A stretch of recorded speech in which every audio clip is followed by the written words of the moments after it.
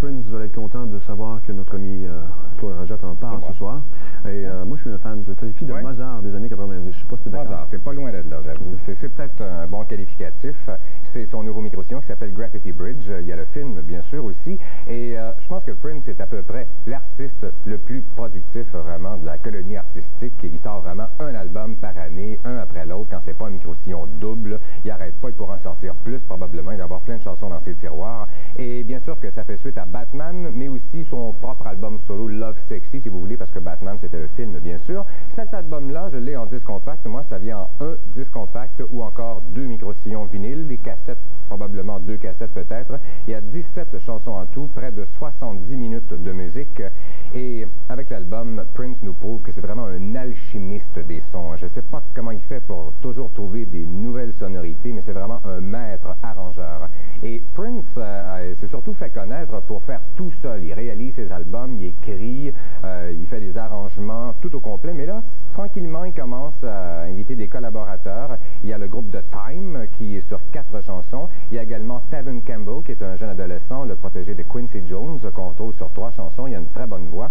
Il y a aussi le maître du funk incontesté, c'est-à-dire George Clinton, qui était dans Parliament Funkadelic il y a à peu près une vingtaine d'années de ça. Maggot Brain, si ça vous rappelle des souvenirs, alors c'est lui qui l'a composé. Et il a coécrit la chanson Weekend Funk avec Prince. C'est un duo également. Il y a également la chanteuse Mavis Staples, qui est une vétérane vraiment, qui faisait partie des Staple Singers, ça qui date, qui remonte en 1951. Donc, il y a beaucoup de variétés. Et il y a le 45 tours, bien sûr, la chanson Tease in the Temple, qui est déjà numéro 13 au palmarès aux États-Unis. Ça monte en flèche et on en regarde un petit extrait.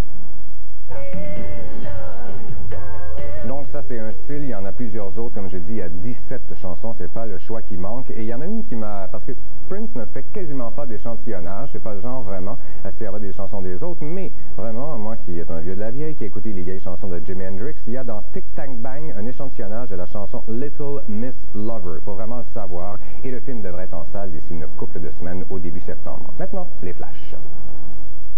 Continuons avec Prince et le maxi de Thieves in the Temple. La version allongée à 8 minutes est peut-être même trop fidèle à l'original. Ce qui est intéressant, c'est le house mix de presque 7 minutes sur la face B. Il y a aussi un dub. Question de nous faire découvrir de nouveaux talents, voici le 4e de la série, l'Album Blanc. C'est bien intéressant comme projet, mais sachez qu'il n'y a aucune direction artistique quant au choix des artistes. C'est à déplorer. Ça donne un peu n'importe quoi comme produit. On les croyait disparus pour de bon, mais 5 ans après leur séparation, The Time ressurgit avec un excellent micro-sillon intitulé Pandemonium. Avec des stars tels Jimmy Jam, Terry Lewis, Morris Day et Jesse Johnson, on ne peut pas se tromper. Iggy Pop est sans contredit un personnage intéressant, mais il semble éprouver de graves problèmes au niveau du genre de son qu'il devrait adopter. Sur Brick by Brick, son plus récent micro-sillon, le son est hard rock et en général, comme produit, c'est moyen. Après avoir attiré l'attention de la maison de disques Capitol, le duo rap montréalais MCJ & Cool G a vu sa chanson So Listen complètement remixée pour attirer un plus grand public. On en retrouve 3 versions sur ce nouveau maxi. Bonne chanson. Avec Violence of Summer, Love's Taking Over, attendez-vous à un son complètement changé de la part de Duran Duran. Le rythme est rap dance. Malheureusement, la chanson ne m'emballe pas vraiment. C'est vraiment mon opinion. Il y en a 6 versions sur le maxi.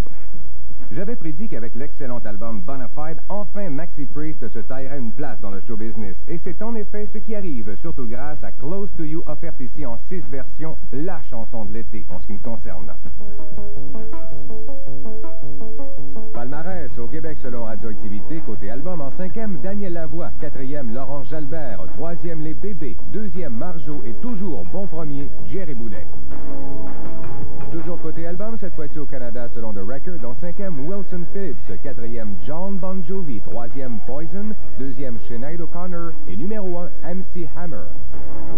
Le groupe qu'on découvre cette semaine, ils nous viennent de Manchester en Angleterre, cette ville qui a produit, je pense, entre 800 et 1000 groupes au cours des 2 dernières semaines, je pense. C'est vraiment incroyable. Là. Je veux dire, il y en a beaucoup. Happy Monday, Stone Roses, New Order, ils sont tous de Manchester à peu près. Et ceux-là s'appellent The Charlatans.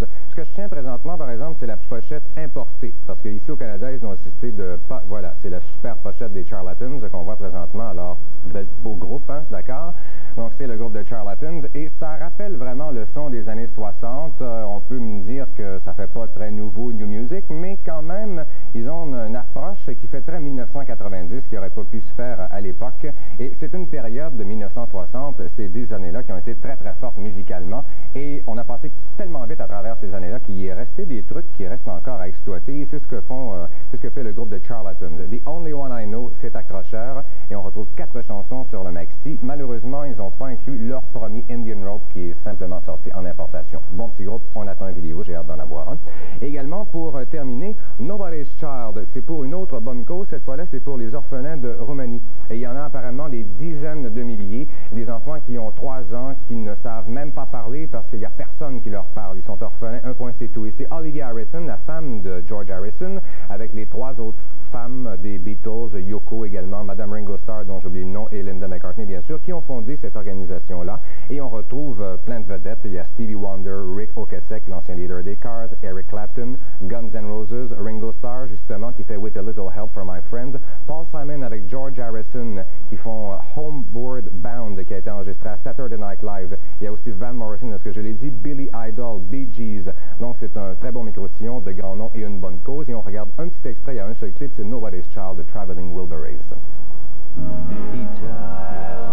Ils l'ont pas écrit pour que ça devienne un succès. Ça fait un peu nasillard, lancinant country. Il y en a des meilleurs, je vous avoue, sur le micro-sillon. Maintenant, on passe aux 2 autres palmarès. Aux États-Unis, les albums les plus populaires selon Billboard en 5e, Anita Baker, 4e, Mariah Carey, 3e, Poison, 2e, Wilson Phillips et numéro 1, MC Hammer. En Allemagne, les albums les plus populaires en 5e, Phil Collins, 4e, Eros Ramazzotti, 3e, New Kids on the Block, 2e, Pretty Woman et au numéro 1, Matthias Reim. Oui, je viens de dire à Claude, j'ai le goût de dire nous, il dit « regarde à droite ». On se laisse maintenant sur le nouveau clip de Barney Bentall et ses Legendary Hearts, une pièce qui s'appelle Crime Against Love. L'album a été enregistré en passant le nouveau de M. Bentall à Los Angeles et on écoute ça ensemble, on se laisse